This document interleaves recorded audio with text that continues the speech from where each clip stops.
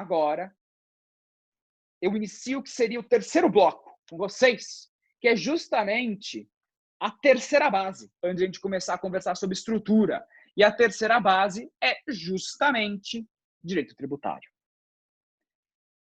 Eu não diria que é a mais importante, mas certamente é a que mais impacta. Por quê?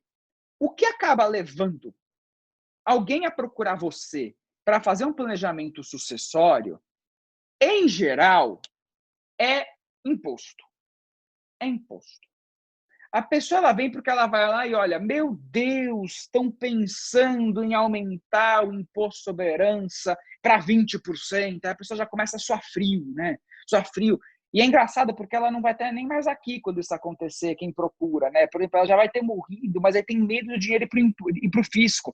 É uma coisa engraçada na nossa cabeça, né? Essa questão de assim, nossa, o dinheiro que eu peguei, o leão vai pegar. Aí você fica falando, pois é, mas você já não vai estar mais aqui.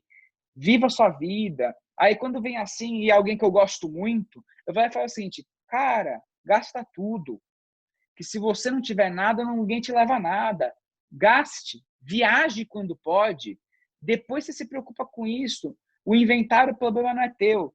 Meio errado falar isso, porque é realmente o problema da família mesmo, e a pessoa deveria se preocupar um pouquinho. Mas não é dele, o problema não é dela, o problema. Gaste.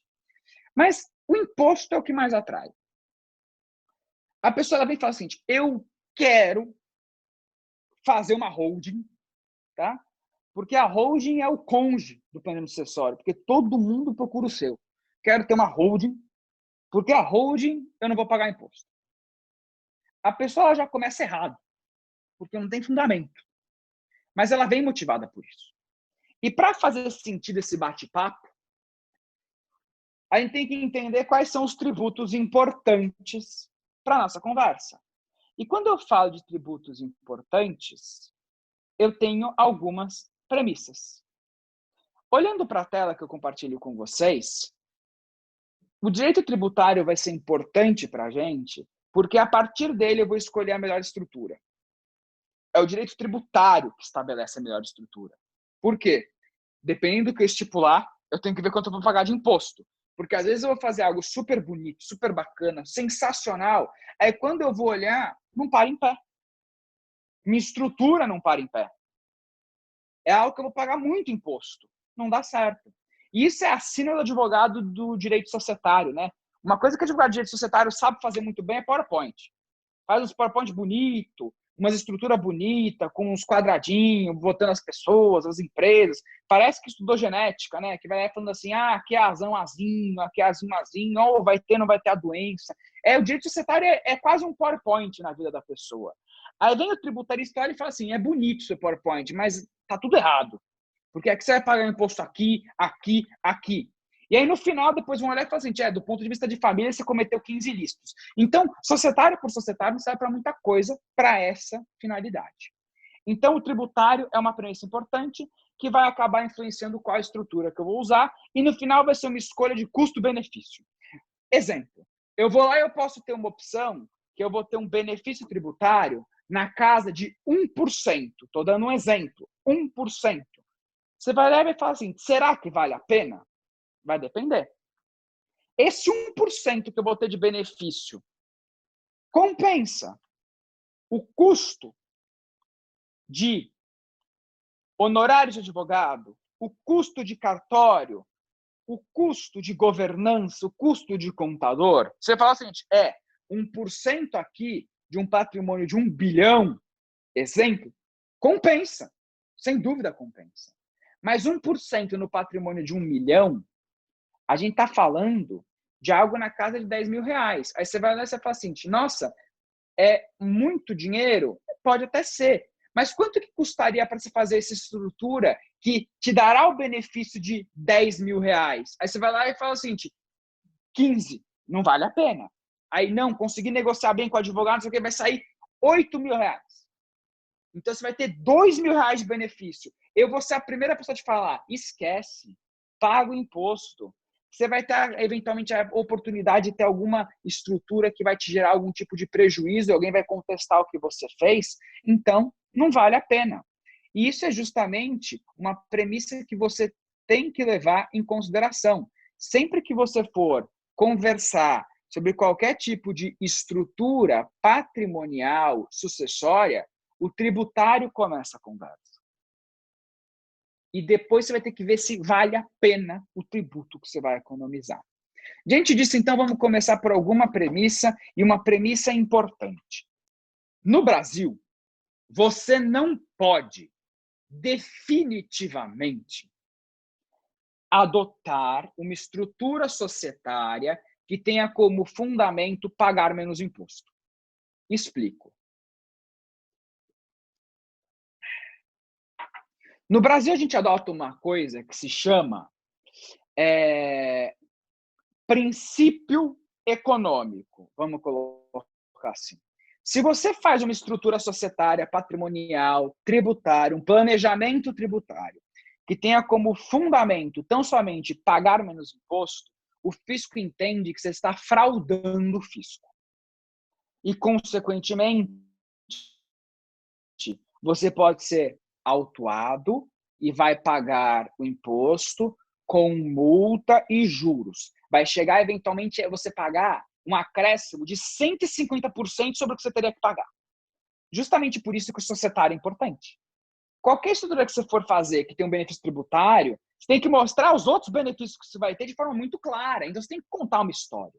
Você tem que deixar claro que você está fazendo isso não porque você quer pagar menos imposto, mas porque você quer ter ganhos de sinergia, porque isso vai promover que você tenha uma melhor governança do patrimônio familiar, a ponto de você conseguir abrir novas iniciativas, gerar mais emprego. Aí você deve estar olhando e falando assim, nossa, mas é mentira isso, não sei. Depende de como você conta a história. Então, eu vou dar um exemplo para vocês mais para frente, para vocês verem isso. Mas, alguns, né? Mas partem da premissa. Toda estrutura tributária que você queira, que tenha um benefício tributário, deve ser muito bem pensado e muito bem justificado. Se você fez só para pagar menos imposto, deixou bem claro que foi para isso, você está numa situação que a gente chama de evasão fiscal, que é você ir lá e fraudar o fisco. A gente tem um cenário que a gente chama de elisão fiscal, ou justamente o ponto de atuação do planejamento tributário, que é quando a gente vai adotar uma estrutura que vai ter como fundamento, que vai ter como premissa outros benefícios e ganhos de sinergia, e o tributário vai ser uma consequência outra a mais. Nunca pode parecer que é a sua finalidade. Então, a gente tem que sempre pensar, quando for justificar uma operação, isso é um adendo, um parênteses, procurar uma estrutura que pareça boa por outras razões, que não apenas por uma questão tributária. Tirando, então, isso de lado, quais são os impostos importantes para mim? Os impostos importantes para a nossa conversa são 4, tá? São 4, sendo que 3 são mais importantes do que os outros. O primeiro imposto que é importante para a gente, depois eu vou abordar cada um com vocês rapidamente, é o ITCMD, Imposto de Transmissão Causa-Mortes e Doação. É um imposto que vai ter em situação de herança ou quando eu doar patrimônio. O segundo imposto é o ITBI, Imposto de Transmissão de Bens Imóveis. Por que esse imposto é importante? Muitas vezes o principal ativo de uma família, o principal patrimônio familiar, é um bem imóvel, alguns bens imóveis. Principalmente no Brasil, que o patrimônio imobiliário está atrelado à riqueza, ele está atrelado à estabilidade. Então as pessoas têm uma tendência muito grande a gostar de ter patrimônio imobiliário. O terceiro imposto importante para a gente é o IR, Imposto de Renda. E o quarto imposto é o IGF, que não está regulamentado, porém existe. Na Constituição ele tem, mas não está regulamentado. Que é o imposto que todo mundo tem medo, quem tem dinheiro, que é o Imposto sobre Grandes Fortunas.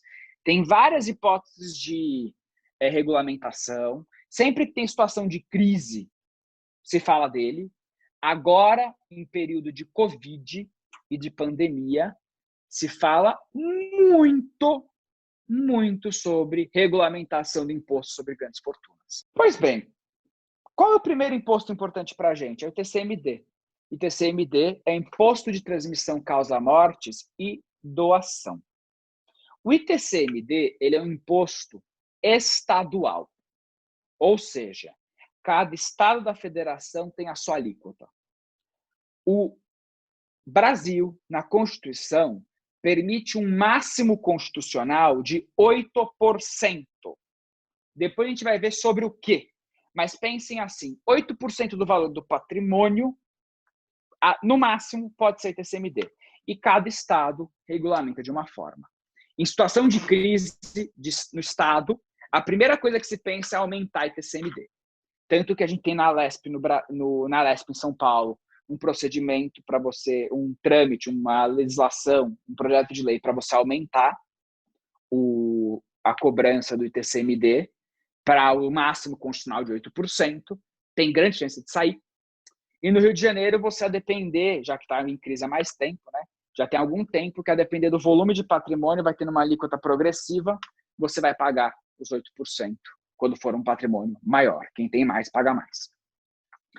Hoje, em São Paulo, o ITCMD é de 4%. Eu tenho um valor de isenção, tá? Que não é tão alto assim. Se eu não me engano, eu confesso que eu não cheguei a confirmar qual que é o valor atualizado de isenção, mas é algo em torno de 200 e poucos mil reais, mais ou menos, quando é por herança. Se é doação de recursos financeiros, são 50 UFPS, que deve estar na casa de 70 mil reais. 4% sobre o valor. Isso vai incidir em doação e em herança, causa mortes.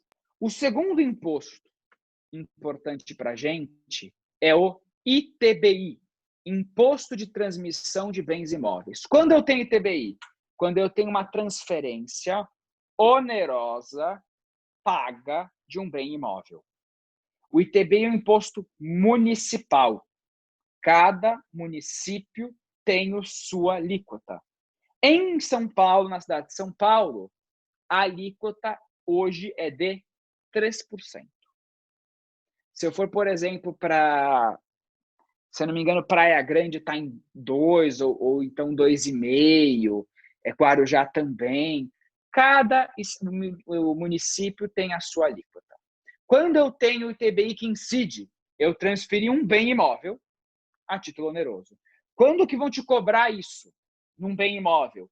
Tanto quando ITBI ou ITCMD. Se for uma doação, vai ser ITCMD. Quando? Quando você for no cartório, passar a escritura, o cartório vai falar, pagou o ITBI ou ITCMD? Se for doação ou compra. Aí você fala, não paguei. Então ele vai falar, então não registro. Hoje em dia é assim. Então dificilmente você vai conseguir ter isso se você não pagar. Se eu tiver uma alienação onerosa, uma venda onerosa, né, uma transmissão onerosa, é ITBI que vai incidir se for um bem imóvel. E se eu doar um bem imóvel? Nesse caso, vai incidir ITCMD. Um ou outro. Não tem um cenário que incide as duas coisas. É um ou outro.